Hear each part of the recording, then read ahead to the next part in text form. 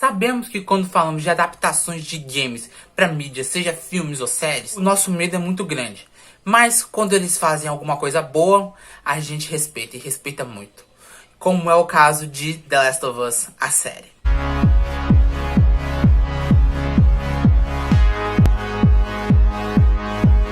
Fala galera, beleza? Aqui é o Elmi e sejam bem-vindos a mais um vídeo aqui no canal PowerPop. Antes de começarmos o vídeo, tenho que pedir pra vocês se inscreverem aqui no canal, compartilhar pra todos os seus amigos que gostam de Disney, cultura pop, filmes, séries, que isso me ajuda demais a sempre trazer mais conteúdo pra vocês. Temos vídeos aqui toda semana, toda segunda e todo sábado, segundas às 11h30 da manhã e sábado ao meio-dia, sempre falando desse mundo maravilhoso da cultura pop. E agora, sem mais enrolações, bora começar essa análise maravilhosa desse primeiro episódio sensacional. Bora! Aqui no meu canal a gente não costuma falar muito de séries aqui, mas como The Last of Us é um dos meus jogos favoritos da vida, eu precisei fazer essa exceção. Então, bora começar essa análise. O episódio começa com um talk show e o entrevistado é um epidemiologista que fala sobre uma pandemia fungi. O que, pra quem tá ligado no universo dos jogos de The Last of Us, aqui a pandemia pro apocalipse zumbi é uma pandemia fungi. É causada por um fungo chamado Cordyceps.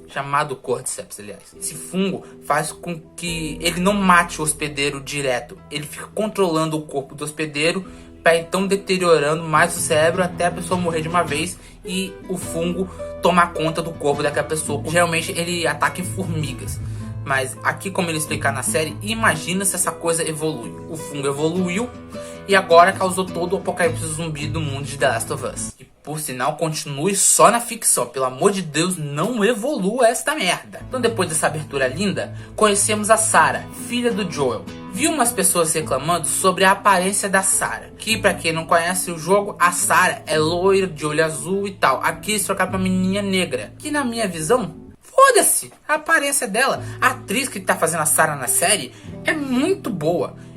E primeiro, ela morre no primeiro episódio. Foda-se a aparência dela, gente. A atuação dela e de todo o elenco aqui dessa série até agora tá muito boa. Pedro Pascal tá mandando super bem. A Bella Ramsey, como ele tá mandando muito bem.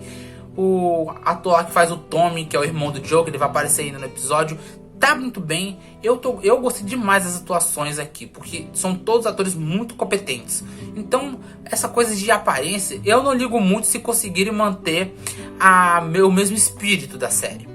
Então, pra mim passou. E aqui acontece já algo muito interessante, porque a gente acompanha o dia todo da Sarah. No jogo não é assim, você já começa na noite do estouro da pandemia. Sarah acorda, entrega o presente pro Joel, eles conversam, o Joel some, aí eles se reencontram e começa toda a merda da apocalipse zumbi. Aqui não, a gente vê a Sarah acordando de manhã, tomando café com o Joel e com o Tommy. A gente vê ela indo comprar o presente, ela na escola, ela indo pagar, aliás, o conserto do relógio do Joel. A gente vê ela passando pela vizinhança, conhecendo a vizinhança. Eu achei isso muito legal, o que dá mais contexto e também para poder a gente se afeiçoar um pouco mais na Sarah, porque tudo acontece no jogo, pelo menos, muito rápido. Não que seja uma coisa ruim no jogo isso acontecer, mas podia ter dado um pouquinho mais de contexto. E a série, pelo que eu percebi nesse primeiro episódio, vai fazer muito isso. Eles vão dar muito contexto do que aconteceu, coisa que a gente não viu no jogo. E eu acho isso uma coisa muito interessante, porque como uma adaptação de seriado para seriado, precisava ter mais contexto do que aconteceu no jogo, porque não dá pra acontecer uma coisa só porque sim, não tem como dar um ponto sem nó, não faz sentido. Isso, se deixasse assim, tipo, aconteceu uma coisa porque sim, deixa a série muito, como eu posso dizer, frágil, a estrutura da série muito frágil. E o que eles contornaram muito bem. Tanto que até o Neil Druckmann, diretor da série e criador do jogo, dos dois jogos, já falou que algumas decisões dessa série, ele devia ter feito isso no jogo. Então, faz sentido. E eu também gostei como esse episódio é dinâmico. Eu falei que no jogo é muito rápido o que acontece. Aqui também as coisas escalonam de uma maneira muito natural. Mas no dia a gente vê a rotina da Sarah, no dia a dia, indo pra escola, com o Tommy, o pai dela. A gente conhece os vizinhos. Então, eu achei a dinâmica dessa série, desse primeiro episódio, muito boa. Pra mim não teve nenhuma barriga nesse primeiro episódio.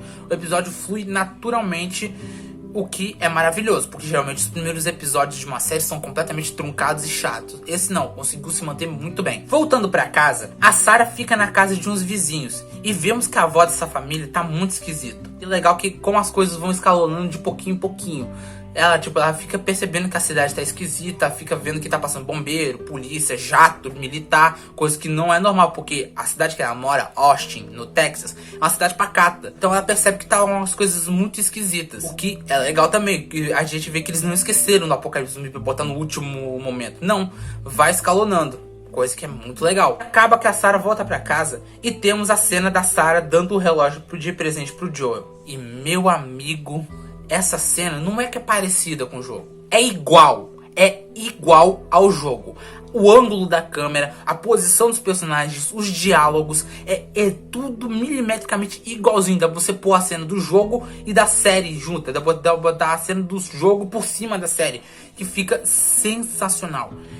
Mano, é um cuidado que poucas séries, praticamente nenhuma série de videogame fez até hoje, uma coisa assim. Ser tão fiel à obra original como a The Last of Us fez. E se preparem, porque esse episódio tá cheio de cenas assim, iguais ao jogo. Vocês vão ver no decorrer. Sarah pega no sono, assim como no jogo, e o Joel vai tirar o Tommy da cadeia, porque ele arrumou uma treta com um infectado e acabou sendo preso. E ela acorda e claro que vai procurar o Joel. E ela acha o cachorro dos vizinhos. O cachorro tá com muito medo e ela vai ver o que aconteceu com eles. Quando ela entra na casa, ela é atacada pela avó, que foi infectada e virou uma corredora. Porque nesse mundo do The Last of Us tem vários tipos de infectados. Tem os corredores, que é quando a pessoa é mordida e 24 horas depois ela já se torna uma infectada. E esse tipo de zumbis são os zumbis corredores e eles enxergam. Ou seja, eles não são completamente cegos como os outros tipos ainda. Eles enxergam e correm e são muito violentos. O segundo tipo são os espreitadores ou perseguidores, que é a evolução do corredor. Eles ainda enxergam muito pouco, mas eles são mais covardes. Eles atacam mais na surdina. Quando você não tá esperando, eles te atacam. Tanto que o nome deles é espreitadores. Praticamente um ano de infecção da pessoa, a pessoa vira um instalador. São monstros completamente cegos, mas com uma audição excelente. Eles se guiam como se fossem morcegos só pela audição. Eles são mais resistentes do que o espreitador e o corredor.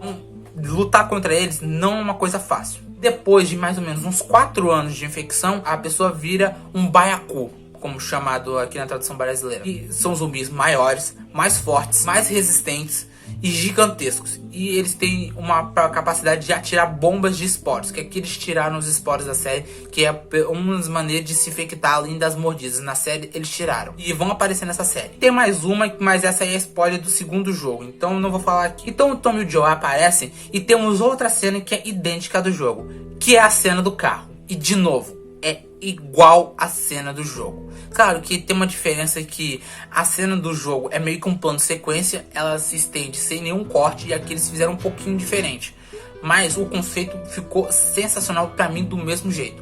Tanto que eu acho que se fizesse um plano de sequência ia ficar meio falso.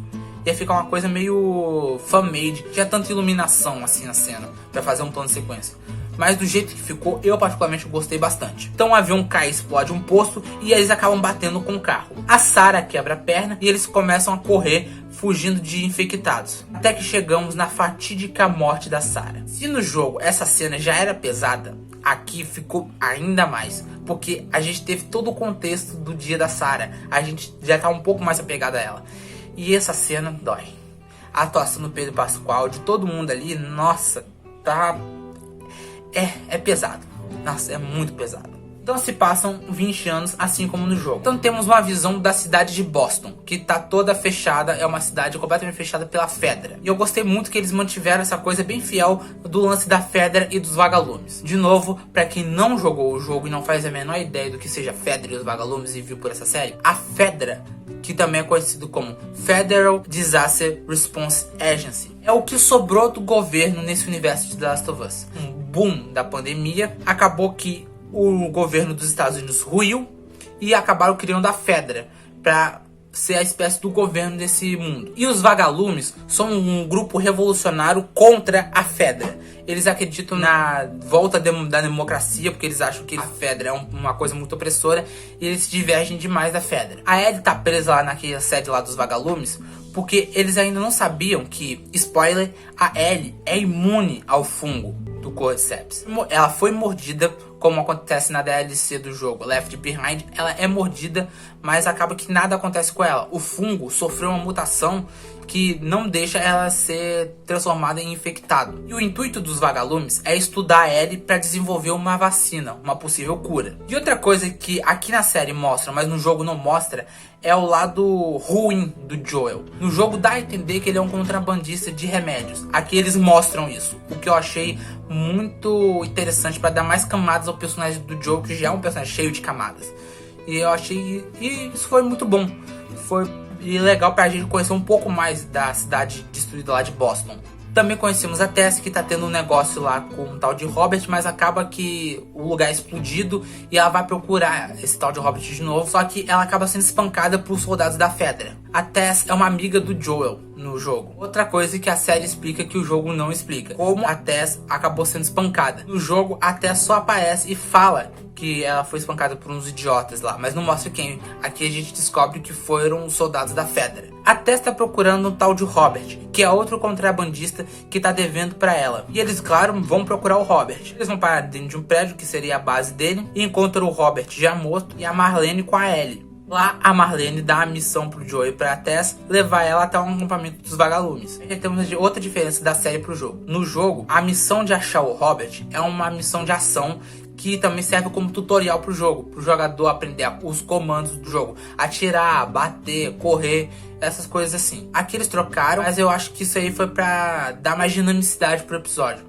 Não ficar uma coisa meio enrolada, eles procurando, metade do episódio eles procurando o cara, depois achar e fazer aquilo. Muitas pessoas não gostaram dessa adaptação e eu particularmente achei bem interessante. E também é diferente a maneira que eles encontram a Ellie. A Marlene que apresenta a Ellie ao Joey e a Tess e manda eles levarem até um acampamento dos vagalumes.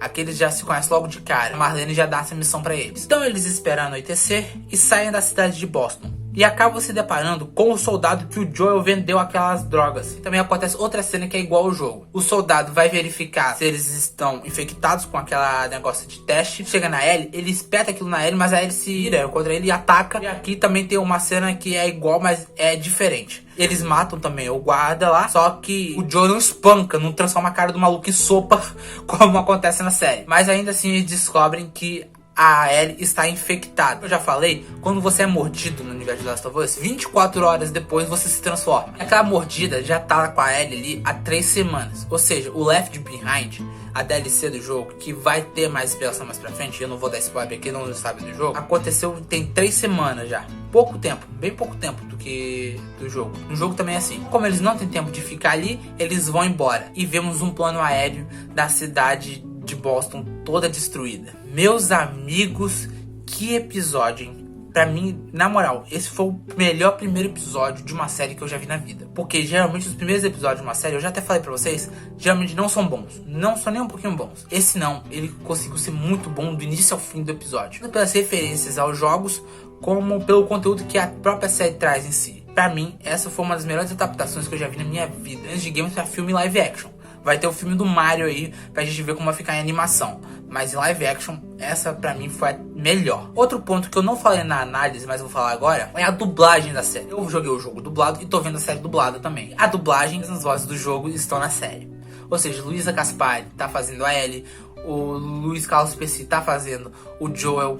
Então, a dublagem tá sensacional mesmo. Admito que em primeiro momento eu estranhei a voz do Luiz Carlos Pesci no Pedro Pascal. Estranhei. Mas depois de um tempo você se acostuma direto. Você se acostuma logo e passa. Eu adorei. E amanhã, quando eu tô lançando esse vídeo, é sábado.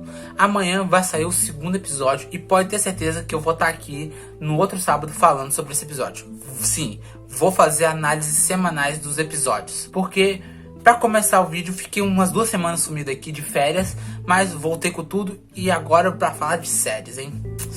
Me aguardem. Então, comentem aqui embaixo o que vocês acharam desse episódio. Vocês gostaram dessa adaptação? Vocês conheciam os jogos? Não conheciam? Então, comentem aqui embaixo. Eu quero muito saber a sua opinião sobre esse vídeo. Preciso que vocês me sigam nas minhas redes sociais, principalmente no meu Instagram, que é @elme_universo. Lá temos posts sobre filmes, séries, tudo que eu faço aqui também. Também faço sobre filmes, séries e Disney, cultura pop no meu canal no Instagram também. E bom, foi isso. Aí vai ter 2 vídeos na tela pra você escolher qual o próximo vídeo que você vai assistir no canal. Eu sou o Elmi e cuidado com os instaladores, galera. Falou!